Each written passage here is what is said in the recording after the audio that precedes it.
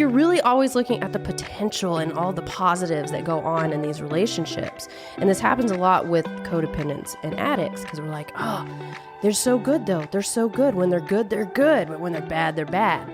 So trauma bonding, we can talk about this in depth tonight about what exactly it is within an addictive relationship.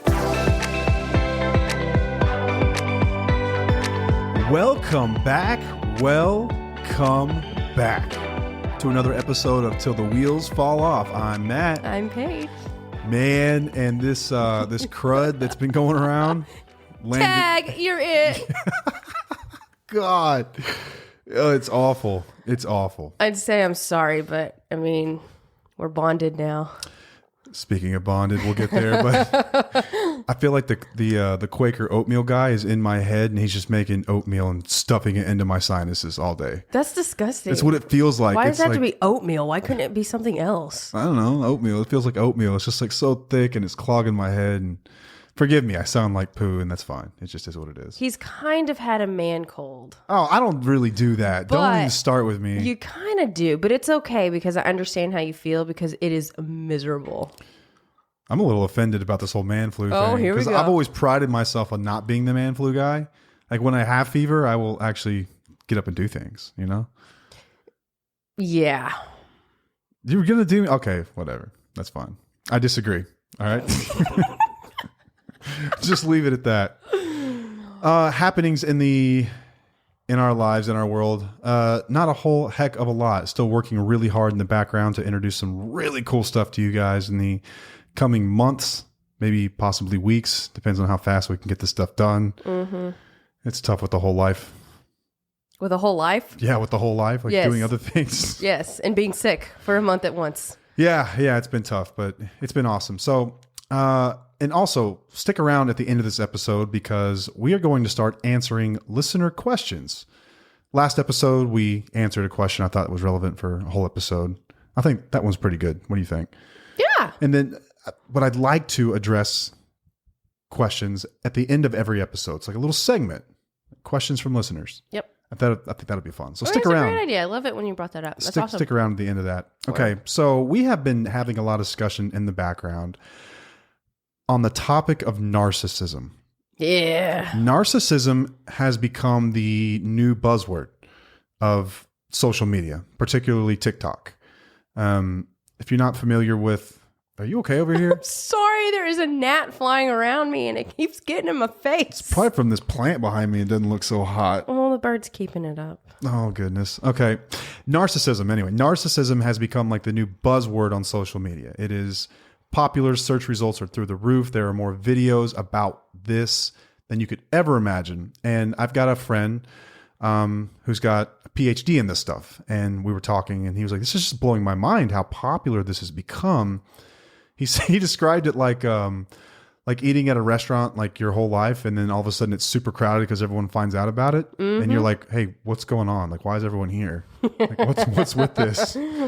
He sort of described it like that. And the three of us have had a lot of really cool and interesting conversations around this topic, around narcissism. So I think that narcissism, okay, before I start, it's valid, right? There are a lot of people who deal with narcissistic relationships, and I'm not coming at anybody at all. But I see it, the word and the term thrown around a lot, almost like, you know how like in like the late 90s, it was like, that guy's a psycho. Like, yeah. That's how they would refer to people who were just kind of like wheels off. Yeah. It's a psycho. Now it's that guy's a narcissist. Yep. Like that's just become the accepted term for someone who is like selfish and they're just generally a pain in the ass. Mm-hmm. But real narcissism, narcissistic personality disorder, affects roughly 10% of the population. Mm-hmm. And we've had a lot of discussion about why that is too. If it seems so prevalent, then what could be driving some of this? And a theory that we have, that we're going to dig into much more starting today, right now, here in this episode, is if you look at the behavior of a narcissist, you look at all the DSM-5 is it's essentially the Bible for diagnosing mental disorders. And if you look in the criteria, you wouldn't, if I covered up the chapter, you wouldn't know if you were reading about addiction or if you were reading about narcissism. Yeah. And we spend a lot of times in groups that deal with narcissistic abuse and as well as addiction abuse, and the two overlap. And as it turns out, studies are showing that these things aren't necessarily distinct, that they do have a ton of overlap. So a lot of the things that take place in narcissistic relationships also take place in addicted relationships. And we've got a lot to say on both of these topics. But today we're going to focus on trauma bonding. Yes. Trauma bonding, which is, you will commonly find this type of language when referring to narcissistic relationships, narcissistic personality disorder, and the types of spouses, partners that these people have. Right. But I think it's especially relevant to the addict-alcoholic relationship as well. Yeah, I think so too. Okay, so tell me how you came across this. And like you were kind of like our friend. Like when you first started hearing about all this narcissist stuff, you were like, "What in the world? Where did all this come from?" Like I've been in therapy for this stuff for years. Oh yeah, I've been learning about everywhere. narcissism for a very long time. It's something that I've researched a lot on, and it's been popping up a lot more recently because I do work with a lot of people, and that word gets thrown out a lot. So I decided to just do some research, and then this blog came up about trauma bonding, and I have heard trauma bond a lot, but I never really looked into it. I just didn't think anything of it. And as I was reading through this, I was like, holy crap. You know how we're always telling people that they have this feeling of they hold on to the greatness of the partner that they're with, or the, oh my gosh, what's the word I'm looking for? Benefits? Like, no. Like when you're with somebody and we say it all the time. We were saying it in our recent call. Oh my gosh, I'm like completely blanking out right now. I don't know. I've always thought of it as like it's really easy to romanticize the good times. Yes, you're looking at the highs, the really positive stuff, but potential. Potential's like tattooed That's the on word. me somewhere. That's the word. That's what I'm talking about. So you're really always looking at the potential and all the positives that go on in these relationships. And this happens a lot with codependents and addicts because we're like, oh, they're so good though. They're so good. When they're good, they're good. But when they're bad, they're bad. So trauma bonding, we can talk about this in depth tonight about what exactly it is within an addictive relationship. Yeah, I think this is very fitting, and I think that it is validating, and I think that it's something that a lot of people are going to hear and be like, holy crap, I've been seen. Because that's how I felt when I read this.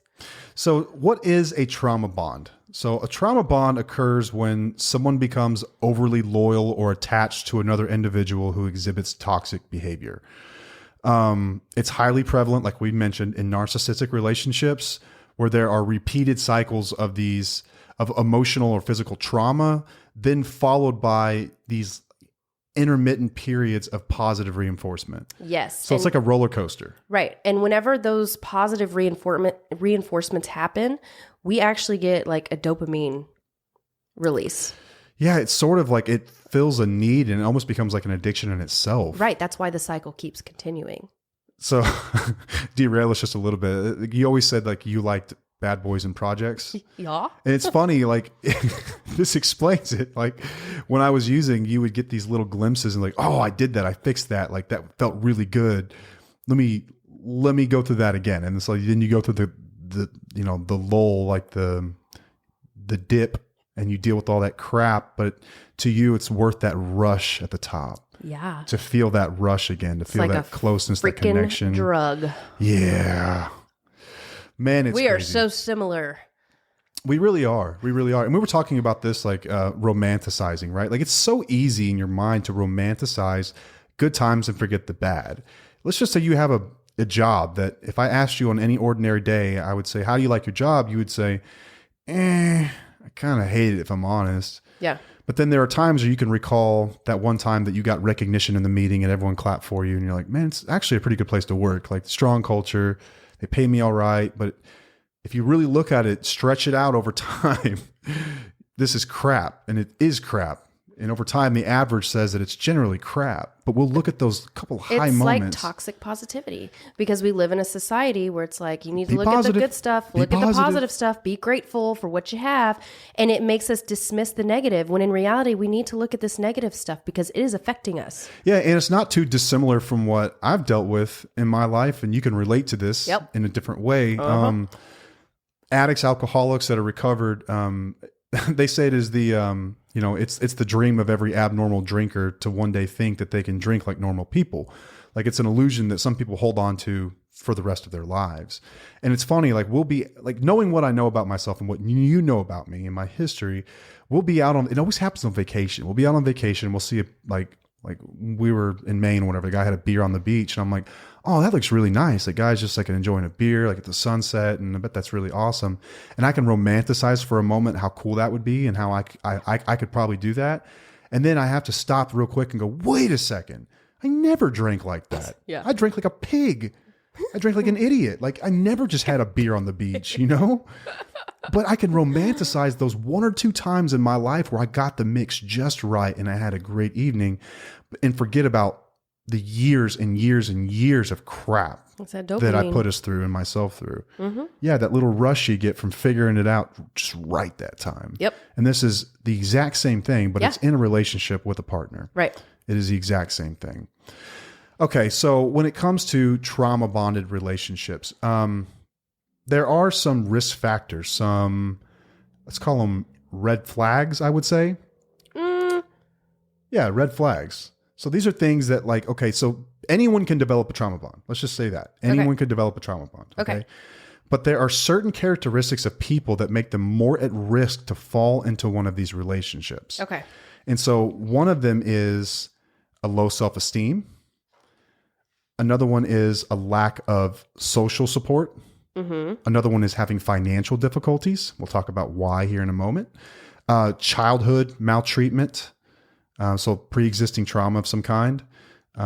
Poor mental health and lack of a personal identity. These things all sort of set you up to be in a position where this could happen to you. And when I look at these risk factors, I'm also looking at, if you blindfolded me and said, what are these? I would say, well, these are like, this looks like codependency. Mm-hmm. This is like the same exact thing. Yeah. Like this is the same thing that happens in the alcoholic addict relationship. Right. But remember, we're talking about narcissism here. Yes. So more on that later. Yeah. More on that later. Okay. So trauma bonds in general, like when I first heard this term, I thought it was just like another word for shared trauma. Yeah, you did. I'm like, isn't that like when you survive a plane crash with someone and you're just close forever? You were like, no, idiot. Like, it's totally not it. And you kind of had to describe to me like what that really was. So walk me through how this applies to people that we worked with. Like, what have you seen? Not in any, just in general, right? So knowing what you know about our relationship, folks that I know, folks that you know. Like, how does this normally play out? Like, what do these relationships sort of look like from 30,000 feet? If you were to generalize the relationship. I hate it when you ask me questions. This is our job. We ask each other questions. Not necessarily, dear. I mean, this is like, I guess, the signs of trauma bonding. Is that what you're asking? Let's say I'm listening to this thing for the first time and I'm trying to figure out if I'm in one of these relationships. Like, what do these look like with an addict or an alcoholic in your life? What does it look like?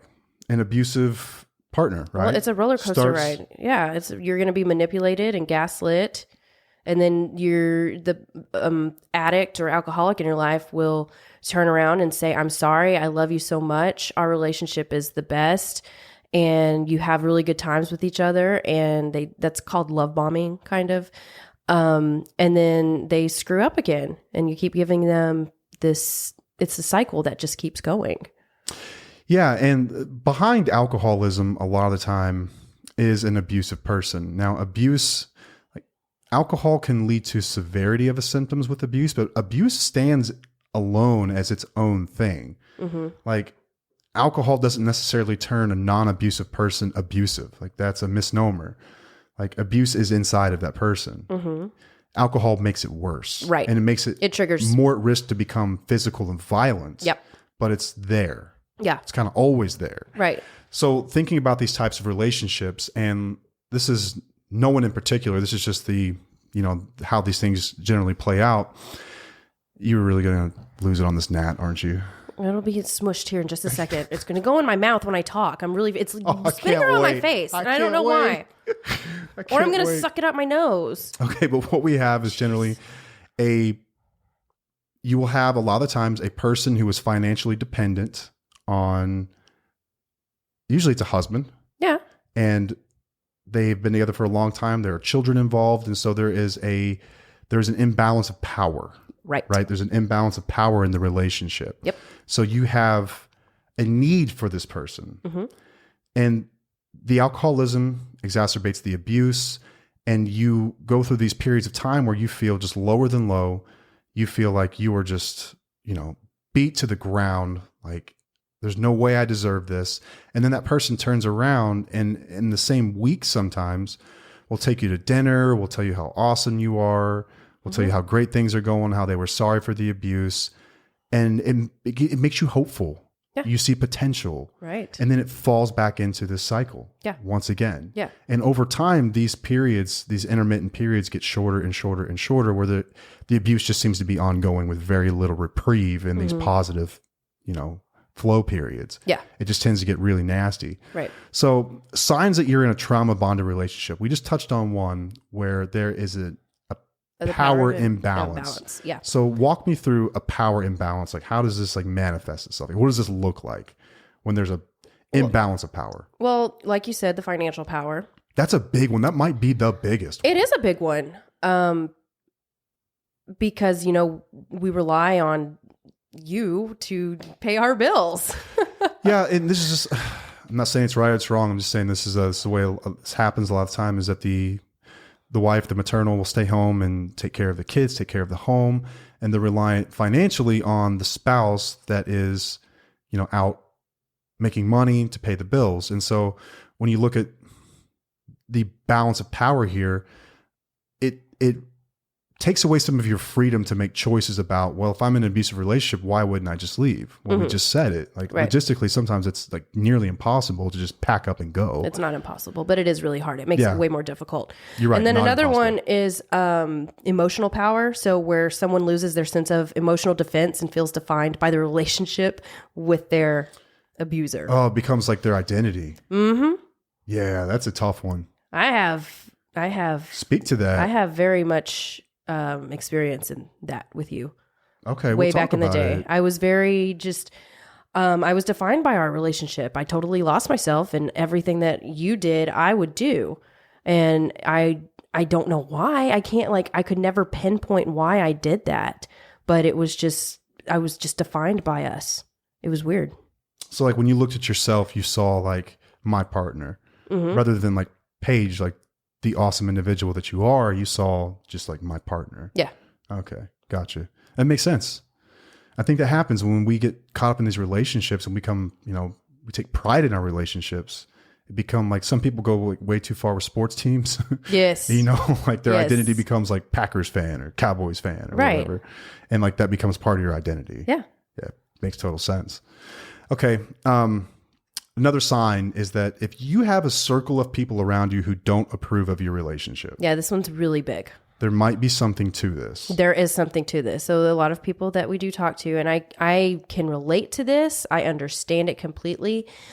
We don't want to talk to other people about what's going on, or if we do, they don't understand and they just tell us, just leave your relationship. Yeah, that guy's a monster. Get out of there. Right. Because they can see things that we may not be able to see. Yeah, another set of eyes from 30,000 feet, once again, like looking down, is going to be able to see things and patterns that maybe you don't realize whenever you're right in the middle of it. Yep. And I have also been in this before. Yes, you have. Where when you're in it, it's not so easy to see it. And it becomes so familiar to you because it's taken place possibly your whole entire life.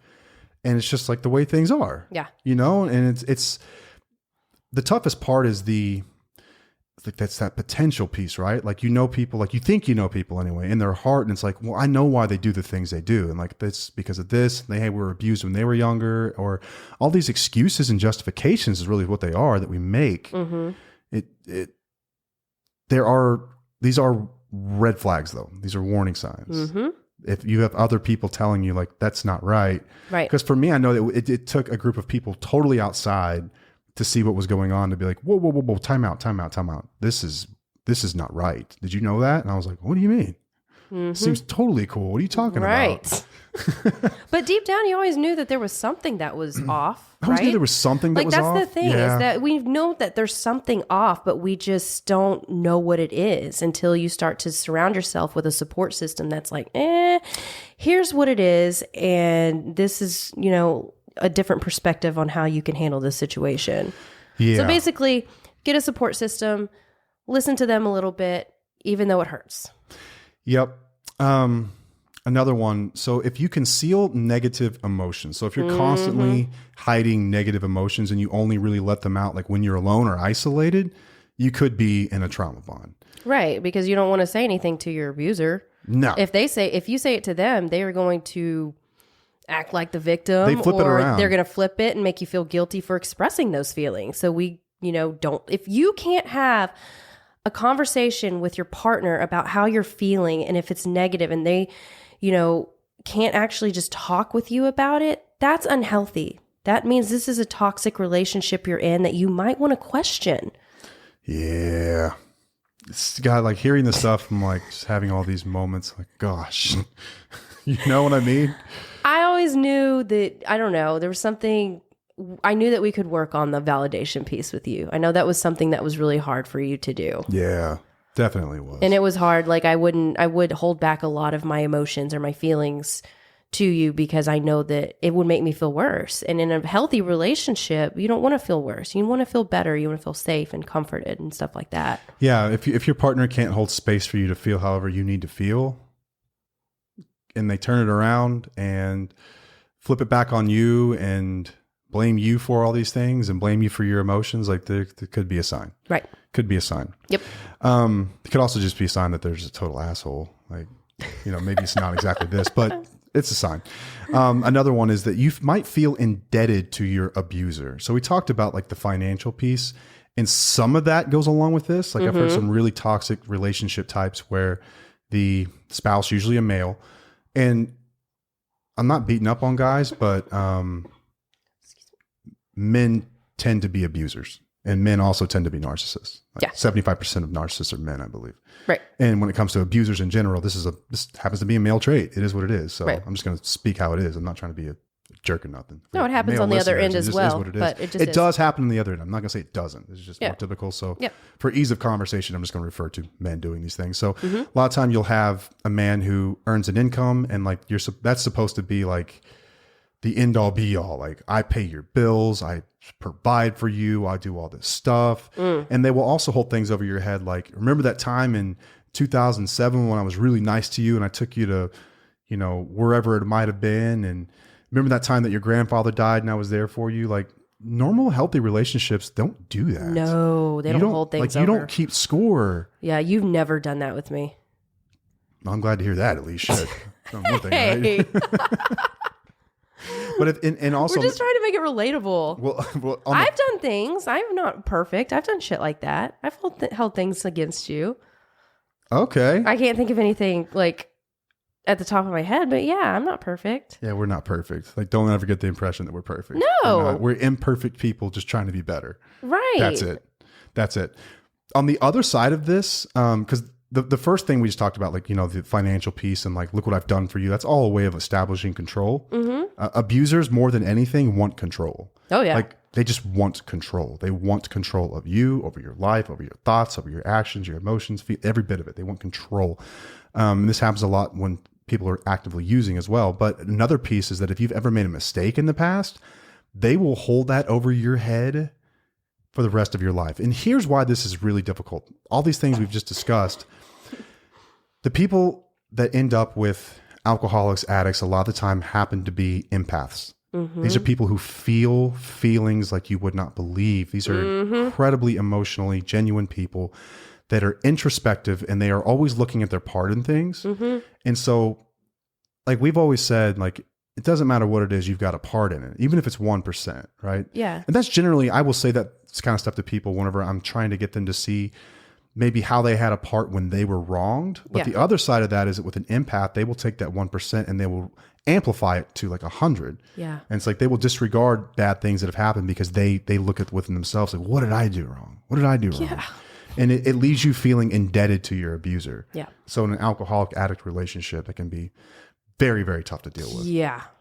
And then this is perhaps the most like insidious of all of them, and we talk about this a lot, is that you experience a loss of identity. If you're experiencing a loss of identity, this could be a sign that you're in a trauma bonded relationship. And I think that just about everyone that we come into contact with has this to some degree. Yeah. They have lost their identity. They've lost themselves, and their journey and their healing is about rediscovering themselves. So let's run through some of these things. Like, what is a loss of identity? First of all, like what are the signs of that, and how do you recognize these things? Okay, so you have an intense fear or hesitation about leaving the relationship, even if you know you should. You constantly cover up or make excuses for their behavior. Your relationship is moving at a fast pace. That's another one of these. It happens a lot in new relationships. Yes. That evolve very quickly. Very quickly. Right. It can take place in long-term ones as well, though. This kind of goes back to what Matt was saying earlier, and this is what I see across the board with so many people that I work with, is that you believe the mistreatment is your fault or that you deserved it. And that breaks my heart just saying it and hearing it every time I hear it, because they're blamed for so much shit. And it's just sad because they're just like, what am I doing wrong? If you tell me what I'm doing wrong, I can fix it. Right. You feel close to the individual, even if you haven't known them for long. That's another one if it's an earlier relationship. The individual constantly gaslights and manipulates you. Yeah, this happens in narcissistic relationships especially, but we've also talked about this very thing with addiction. Yeah. But in addiction, so the difference is like these things are the same, but they're different. And when it comes to manipulation and gaslighting, a lot of times the addicts attempt to deflect attention away from their problem is the gaslighting manipulation. When it comes to a narcissist and someone with NPD, it is more a way to gain fuel for their supply. Yeah. Like you are their supply, and they are trying to, they need you to admire them. They need that recognition, that validation. That's their drug. Yep. You feel isolated from loved ones in your life, which we've talked about a lot as well, because there are many reasons why we do isolate ourselves. Could be because we don't like to hear what other people say, or no one understands what we're going through, which is definitely valid. And also it could be because your abuser is controlling you to where they don't want you to be around certain people. Mm-hmm. That happens too. Yeah. If you've got people in your life that are telling you how it is, that's very dangerous to alcoholics, addicts, narcissists, all alike. Absolutely. Yeah. They do not like those. They will make up all kinds of things about how this person just doesn't want to see you happy, and they're jealous, and there's all kinds of crazy stuff that they'll do. Right. And then there was one more. Oh, sorry. You feel like no one else can fulfill your needs but them. Oh man, that's a tough one. It is, because you feel like you can only be loved by this one person. And that's the biggest lie you could possibly ever tell yourself. It's so heartbreaking. It is a lie, because once you find yourself, I tell you what, oh my gosh, you're going to move mountains. Yeah. And trauma bonding. So for black and white thinkers out there, right? So you always have to tiptoe around this because you know how I roll. All relationships have ups and downs. Okay. It is natural to romanticize things. We're not talking about a normal relationship, healthy relationship where there's space held for feelings, emotions, and thoughts and opinions. We're talking about abusive relationships. We're talking about relationships where you've had the ugliest things said to you on a regular basis. Mm-hmm. And not to say that it's necessarily frequency that dictates abuse. It's abuse. It's the need to control you. It's the need to keep you and to control the things that you feel, that you act on. The things that you want and desire, like that's abuse. Sorry. Excuse us. We're both struggling not to cough over here.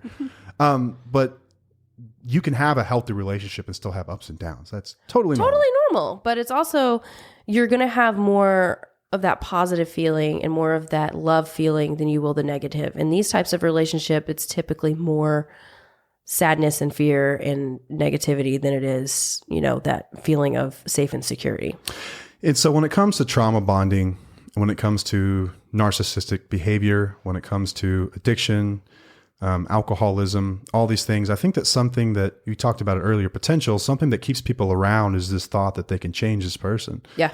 And it's just like this thought that you can influence them. There's some way that you could like save that person inside that you can kind of see. It's like, man, if I could just bring that out, I'd be set. Right. But that is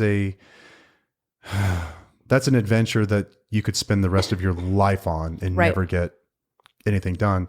Ultimately, abusive people have to deal with the abuse. They have to deal with why they are abusers.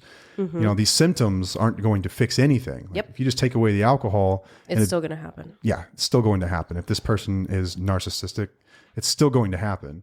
And like, it's really tough to diagnose. And I've read a lot about this, like which came first, the chicken or the egg? Like, how do you tell if you're dealing with a narcissist or an alcoholic? Yeah. It's very difficult because these symptoms are essentially the same. So similar. Like, you can look at the signs, symptoms, all of it. Like, you could do a test and you would not be able to tell the difference. And researchers have a tough time with this too.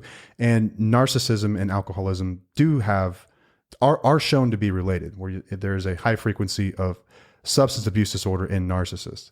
So which came first? I don't know. Yeah. I don't know. But I do know that alcoholism is treatable and NPD is really not. Yeah. I mean, it can be changed over time, Managed. but We don't know too much about outlook is not great. I'll put it that way. Yeah. But for just a moment, we can talk about what this behavior looked like in our marriage and what it looked like when I was using. Yeah. And maybe for someone who does have a loved one or spouse in recovery, maybe provide some hope.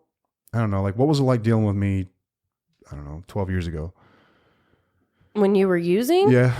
I mean, there was just the lies, constant lying and the constant, but you did always say, I promise to be a good man. So that's where that potential came in. I meant it too, man. So then there would be the lies and then the manipulation and, gaslighting that if I were to say something, you would tell me I'm wrong or whatnot. And then you would come back and say, I promise to be a good man. I love you so much and this and that. And I would get high off of that.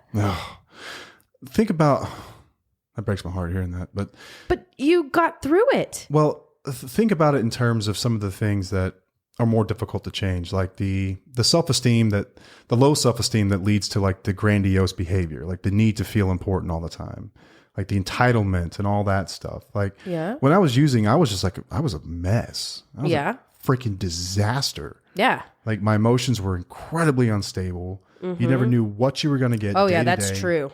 Like day to day, like you never knew who you were coming home to. Like, I don't know. It could be Jekyll or Hyde. Angry dude or somebody who's super like, or if your Adderall was coming down, I was like, oh man, I need to stay away from him if he's coming off of his Adderall. Yeah, like Jekyll and Hyde, man. It was bad. And so like I do want to provide some glimmer of hope that if someone really, really, really wants to address their abusive behavior, the alcoholism, if you remove the substance, it becomes easier to address these things. But I addressed all the underlying things, which led to growth over time. And I am a work in progress, and I always will be for the rest of my life. But there is hope for someone. Absolutely. There's hope for someone. It's fucking awesome. But having said that, to the black and white thinkers, don't just rest on that. Yeah, that's true. Let them show you something before you do anything at all. Right. Because we've just described a relationship where one person is essentially stuck. Yeah. They're stuck. And so next obvious question is like, how do you break out of this? What do you do? Like, how do you break a trauma bond? You have to separate yourself from the relationship. First and foremost. And I think that's possibly the most difficult thing. And like, that's one step, but that's also a process. Right. It's a process. It's coming to the understanding like of the truth of this, right? So it doesn't just happen overnight. It's not something that you're just going to be like, okay, well, that's simple. I'll just leave. Yeah. Well, let's say that you don't have a job and you do rely on this person. What's the step? What's the next step? What can you do that's different than what you've been doing this whole time? Look for a job. Let me break it up. I think this is helpful. Breaking up that first step, like remove yourself from the relationship. Okay, that's loaded. That's such a pregnant concept. Absolutely. Like, I think that if you focus on the truth and you focus on the current situation, then you are already in a place where you can see this thing from the outside. It's like, what does the last month look like? You can even keep track of it. Keep track of the tirades and the abuse. Write this stuff Keep down. track of it. Absolutely. You've done this. You've journaled this stuff. Yes, it is very helped tremendously recalling it. Yes, and I tell Because my it's so clients to write easy. things down too. So easy when you're trauma bonded to forget these things. Yeah. I've even had to talk to you about that very skill. Like, I've forgotten so much. Like, I remember a couple of the really bad ones, but the other stuff that most people consider like, that's horrible, I forget about it because it's just my norm. Yeah. You just forget it. Right. So writing it down. So focus on the truth, focus on the current situation, and begin journaling this stuff. Yep. That's the first step. If they're, verbally and emotionally abusive on a regular basis, like just add a little tally in your journal. Yep. This is when it's happened. Maybe some specifics about that event. So when it comes time to make this difficult decision, you can look back at the reality. Let's look at the current situation and the truth. And then it becomes easier to say, okay, yeah, I realize that I'm in a really difficult situation and I'm not making it up. I've got proof. Yeah. So I understand I have to leave. So I think it's helpful to sort of put it into perspective. Yeah. If that makes sense. And this is also, if you've completely lost your identity and you don't know who you are, this is a really good time for you to start focusing on yourself and doing things for self-care and trying to build up that self-esteem. Yeah. Practicing self-care is tremendously important. I think, have we done an episode on self-care? No, but I want to do one because I think it's been mentioned like more times than I can count, but we've never really like honed in on it. Like examples, things we've done. Right. Because a lot of people, they'll come to me and say, I don't even know what self-care looks like. How do I what does that even look start? like I don't for even you? know how to focus on me. I don't even know where to start. I don't know where my values are. And that's where I'm come into play and I can help break it down for them. And I have a whole bunch of different tools for that. Awesome. So be looking forward to that one. That's going to be a good one. But you're right. Practicing self-care is a big you've got piece to build of up doing your this. self-esteem and if you want to really figure out what you want to do with this relationship. Yeah. And then develop a support group of some kind. So whether it be loved ones in your family, if they don't understand, don't try to make them. Seek someone else. There are support groups online. We've got community. We've got a pretty awesome community. Shout out Tufo community. We do calls weekly. Yeah, and there are also several others out there. Like I'm not just saying we're the only one. No, I know that. I was just throwing it out there. That's that a we great do. example. We've got a weekly call. We're doing them Thursdays right now. Right, and it's going to Subject change. It'll change next week. Subject to change because of a self-care activity. Yep, because I chose something for myself. Paige signed up for this awesome class, and she'll be doing that Thursday night. So we'll switch it up. But that's a place where you can come and feel like, okay, these people get me. This is a support group. These people understand what I'm going through. They're rooting for me. They want to see me win. So if you don't get support from your direct family, which I hope they do, then you can get it somewhere else. Practicing self-care, talked about that. And then allowing yourself time to heal. Mm-hmm. Like we've talked about these like 30, 60, 90 day marks before. How like at 30 days, you will feel like you're making progress. At 60 days, you will have like the biggest setback of all time. And at 90 days, you feel like you've actually learned something. You're starting to crawl out of it. Yep. But we're talking about 3 months, which feels like an eternity sometimes. It does. But allowing yourself time to heal. And I think that anytime I'm dealing with someone who's like, especially from my end of things, like working through recovery, like those first 90 days are crucial for healing in general. I think that's when new habits are established. It's when you're learning a lot of truths about yourself. It's when you're starting to when everything is raw. Take new actions. Yeah. Super raw. Super raw. Yeah. And like when you take away the pacifier here, it's going to feel like withdrawal. Mm-hmm. It's going to feel like panic.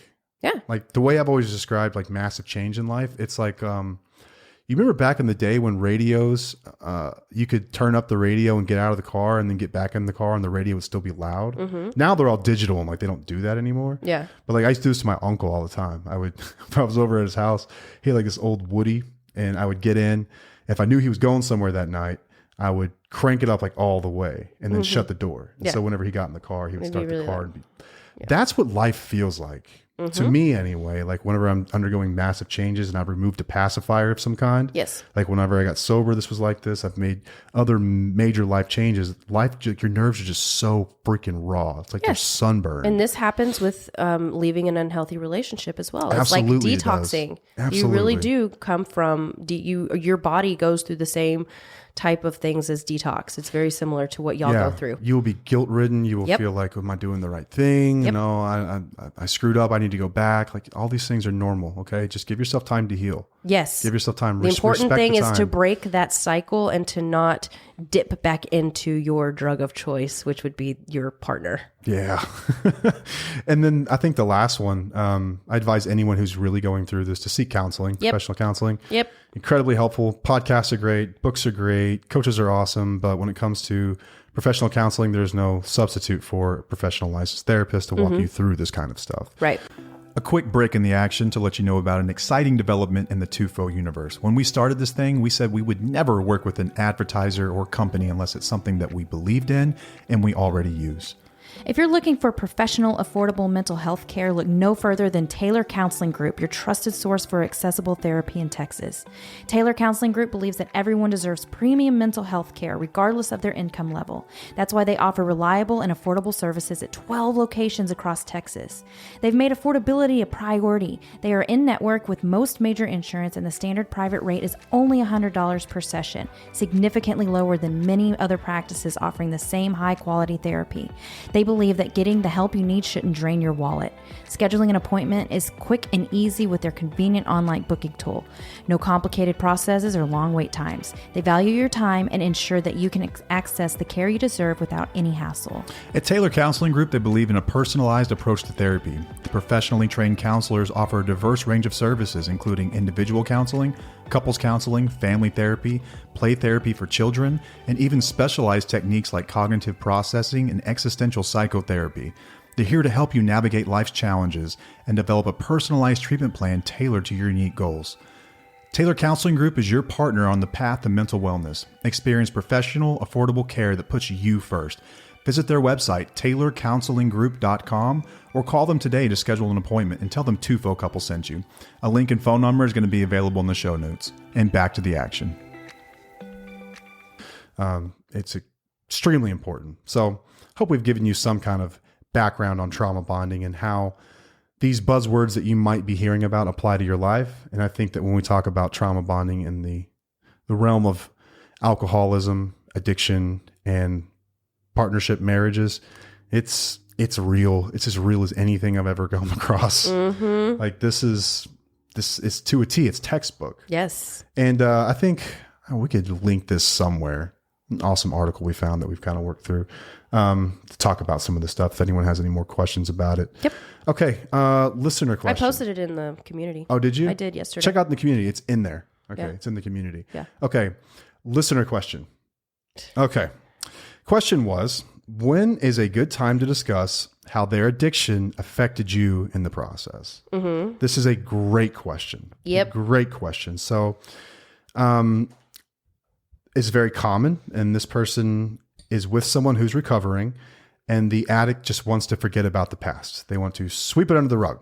They claim that when this is brought up, it brings them shame and it holds them back from moving forward.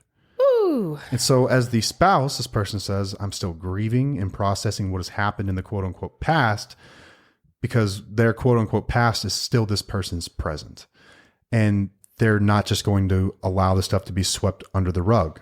But the addict, the newly recovered alcoholic, is avoidant, doesn't want to talk about any of this stuff. It's too heavy for them.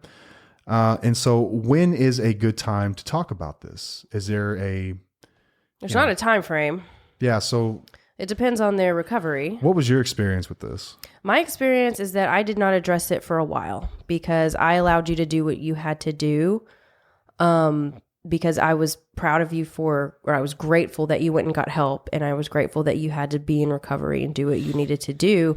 I didn't want to rock the boat early on. There was no reason to bring up things that were that happened to me in the past, but it also didn't really start to affect me until later on too.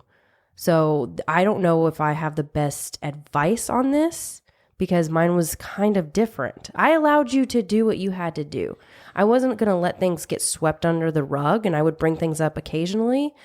But I knew that you would get there eventually to where you would want to discuss it. You had a lot of faith in me. I did have a lot of faith in you. Wow. It means a lot. It really does. Really? Yeah, seriously. It means a lot. Because I'm looking at this and I've dealt with this working with people through addiction. And I've heard this from the other side. It's like, hey, my wife keeps trying to bring up all this stuff. And I just don't know. Is that really important right now? Mm-hmm. And the answer is yes, it's important. Absolutely. It's important. But you can't invalidate that. But I think that there is a time and a place to address some of these really heavy things. Mm-hmm. Early on, we've talked about the changes that are going on physiologically in the brain and within someone's recovery. I think in the very beginning, you're so focused on just not drinking. It's about all that you can withstand. Yeah. But I would never recommend to someone to not listen to their partner and to validate them. It costs nothing to validate them. Right. You don't necessarily have to make amends for all these things and fix them today, but to validate them, that can happen right away. I mean, be honest and communicate. They could say, I understand you're feeling this way. I understand that I hurt you. And I know there's a lot of things that we need to discuss. And I will get to that point at some point. Eventually we will get there. I'm not going to let it get swept under the rug. And yeah. I'm here for you. Yeah. The process, if this person's working 12 steps anyway, in the first 3 steps, they're going to be essentially establishing an idea of what we call a higher power. They're going to be admitting that, this problem is something they have no control over. And then they're going to start to do their actual work, which is the process of going through their resentments, their fears, their sex inventory. They're going to be, turning these things over and sort of relinquishing control over them, another higher power concept. And then at 8 and 9, they start to make amends.